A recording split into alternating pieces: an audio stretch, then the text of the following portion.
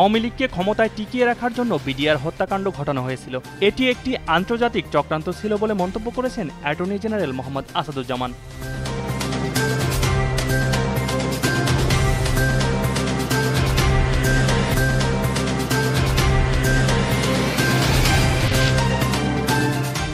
ষড়যন্ত্রকারীদের রুখতে সকল গণতান্ত্রিক শক্তির ঐক্যবদ্ধ হওয়ার কোনো বিকল্প নেই, এমন মন্তব্য করেছেন বিএনপি নেতা শামসুজ্জামান দুদু। প্রেস ক্লাবে এক আলোচনা সভায় তিনি এসব কথা বলেন।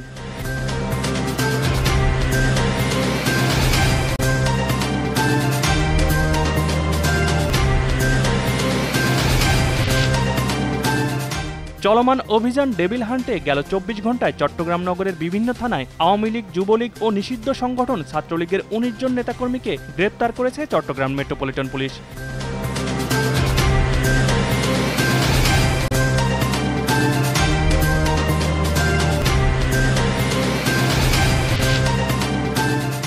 যুদ্ধবিরতি চুক্তির আওতায় ৩ জিম্মিকে মুক্তি দিয়েছে ফিলিস্তিনের স্বাধীনতাকামী সংগঠন হামাস। যুদ্ধবিরতি চুক্তির আওতায় তাদেরকে গাজার খান ইউনিস থেকে রেড ক্রসের কাছে হস্তান্তর করা হয়।